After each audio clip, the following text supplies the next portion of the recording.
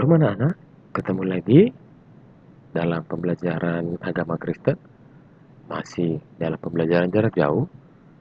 Apa kabarnya? Bapak harap semua dalam keadaan sehat. Oke, sebelum belajar, mari kita siapkan hati dan pikiran kita. Kita angkat pujian dengan nyanyian berikut ini. Jadi anak-anak menyanyikan di rumah.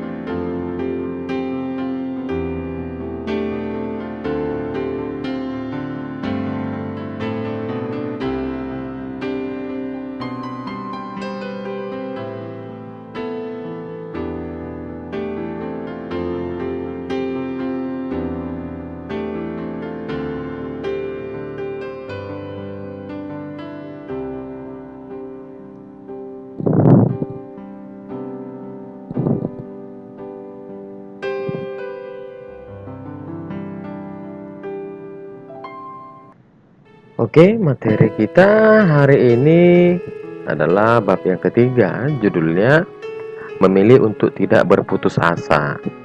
Nah, sebelum kita masuk ke materinya, perhatikan kompetensi dasar yang harus dicapai dari materi ini adalah yang pertama aspek pengetahuannya, lalu aspek keterampilan. Bahan bacaan Alkitabnya terambil dari Matius 6 ayat 25 sampai dengan 33. Lalu Roma 5 ayat 3 sampai dengan 4.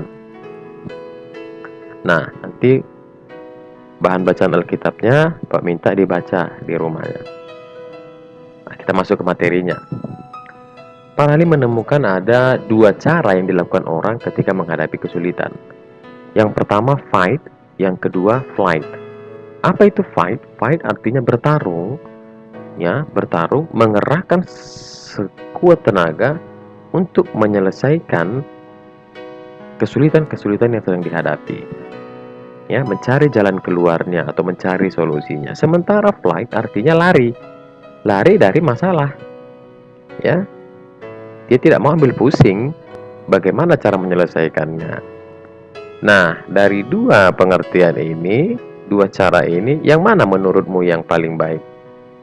Yang paling baik adalah fight. Apapun persoalan hidup kita, apapun kesulitan kita harus menghadapinya.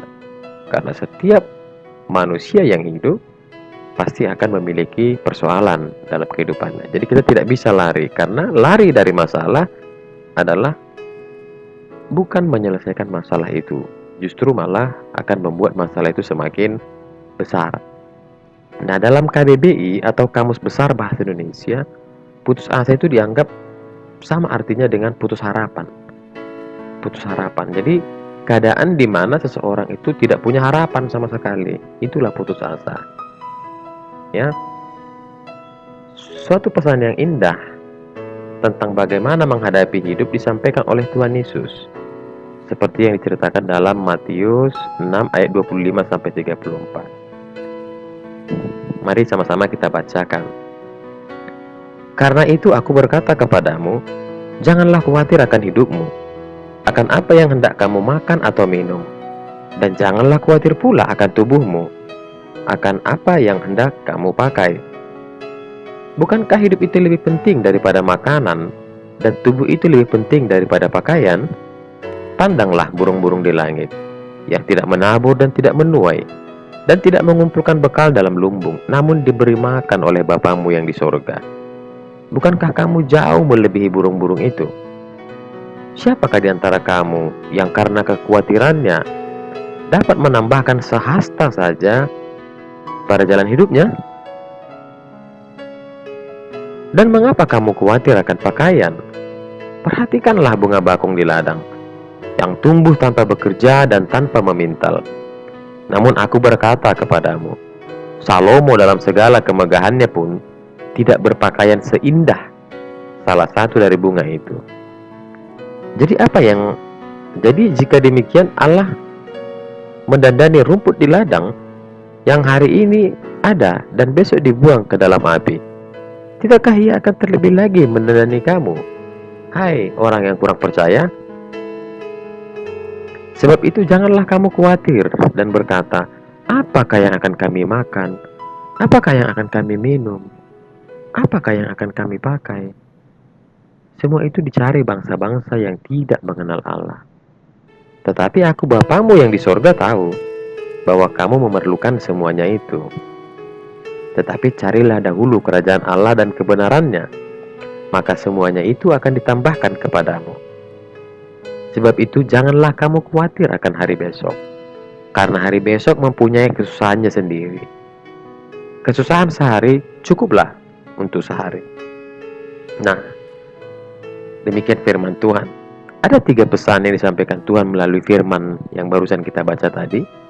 Yang pertama adalah bahwa kita tidak perlu khawatir untuk makan, minum, dan pakaian sebagai hal yang penting dalam hidup ini.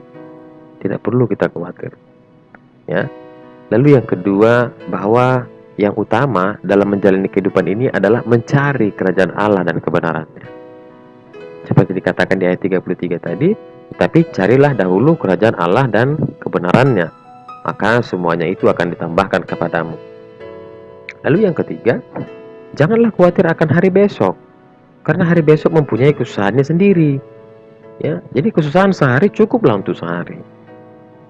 Ya, Bapak pernah baca sebuah tulisan mengatakan begini.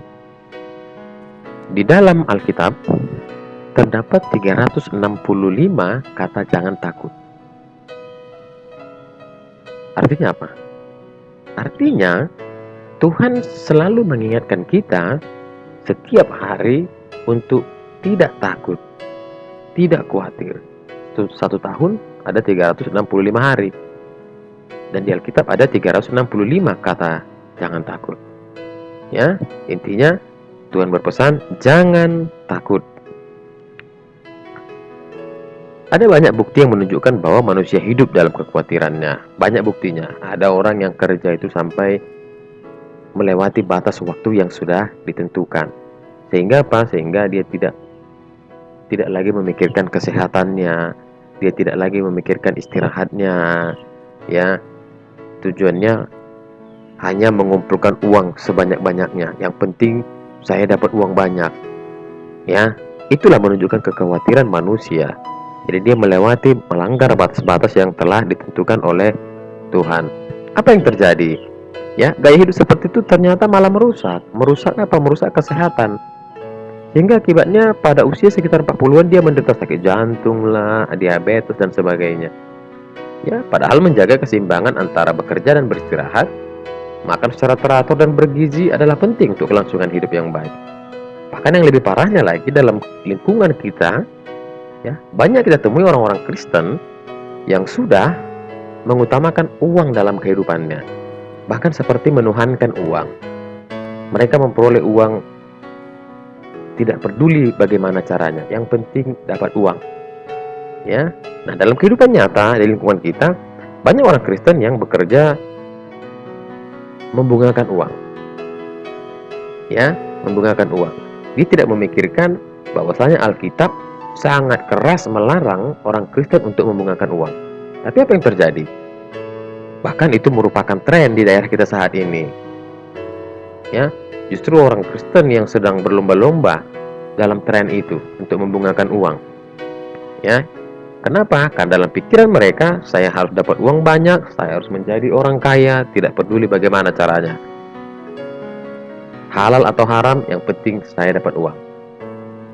Ya, seperti itu.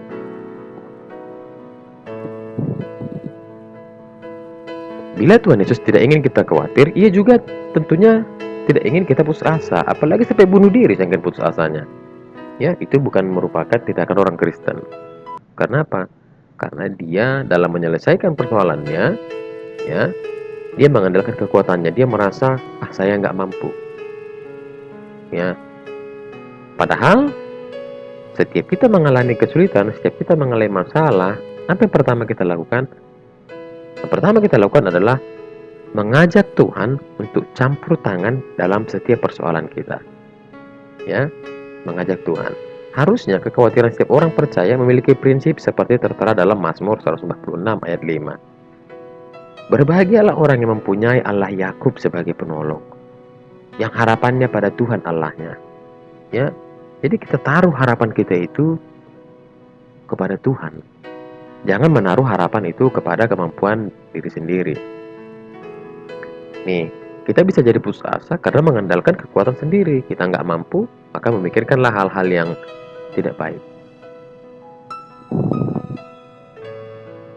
Kedua, Allah pasti memberikan apa yang memang kita butuhkan. Ya, jadi saat kita bingung mengapa apa yang kita butuhkan tidak kita dapatkan, ingatlah, ya, bahwa Allah sangat mengasihi kita. Tetapi jawaban Allah tidak datang secepat yang kita harapkan. Tidak juga di saat kita meminta, Tuhan langsung menjawab pada hari itu juga. Tidak. Karena waktu Tuhan dengan waktu kita sangat berbeda. Tuhan tahu kapan waktu yang tepat untuk menjawab segala doa kita. Tuhan tidak pernah terlambat dan Tuhan tidak pernah terlalu cepat. Dia punya waktu yang paling tepat. Jadi jangan andalkan pikiran kita sendiri. Ya. Tuhan Yesus berkata begini pada muridnya, adakah seseorang daripadamu yang memberi batu kepada anaknya jika ia meminta roti, atau memberi ular jika ia minta ikan? Jadi jika kamu yang jahat tahu memberi pemberian yang baik kepada anakmu, apalagi Bapamu yang di sorga. Nih janji Tuhan, indah bukan? Kita ini merupakan anak-anaknya. Siapa Bapa kita? Tuhan Yesus. Ya, Tuhan tahu apa yang kita butuhkan.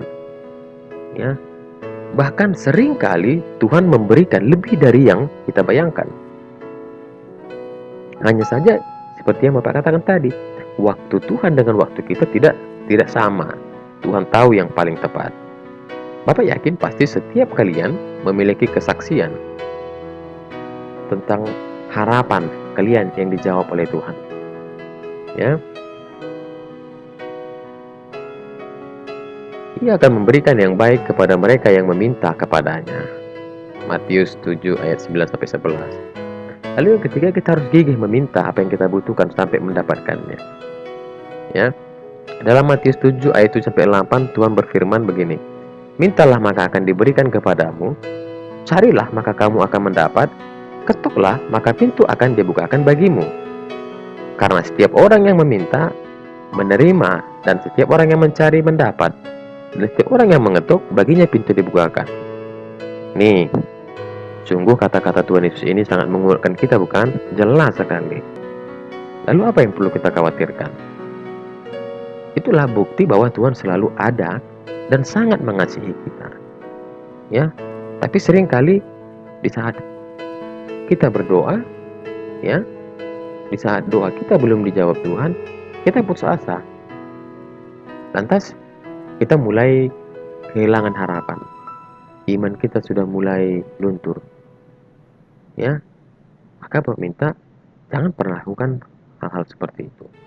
Tetaplah gigih meminta kepada Tuhan, karena Tuhan akan mendengarkan apa permintaan anak-anaknya. Ya, nah, itu materi kita untuk kali ini.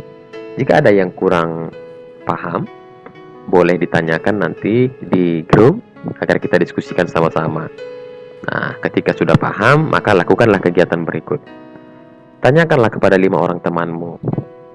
Ya, pertanyaannya begini: apakah mereka pernah putus asa?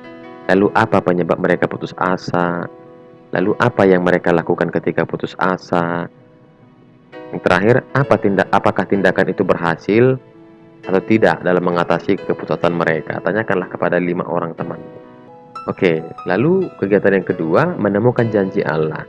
Nah, tugas ini Bapak kasih waktu. Kalau tugas yang tadi dikerjakan di buku latihan, nanti akan Bapak minta kira-kira beberapa waktu setelah video ini ditayangkan. Nah, lalu yang berikut, menemukan janji Allah ini Bapak akan kasih waktu yang lebih panjang. Ya, bacalah Mazmur 21 pasal 21 sampai dengan pasal 30.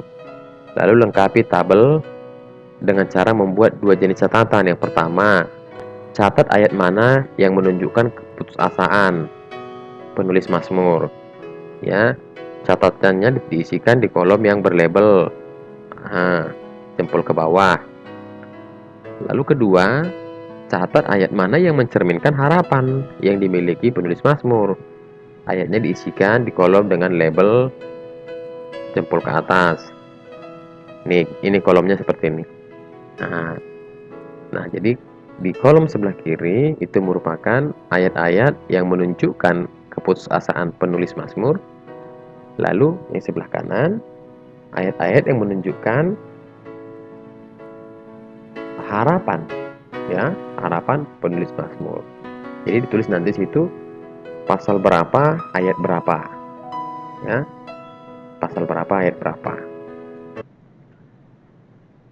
Jadi kira-kira itu aja materi kita untuk hari ini. Ya, sebelum kita tutup, mari kita angkat pujian kepada Tuhan. Ya, nyanyikan pujian ini di rumah. Oke?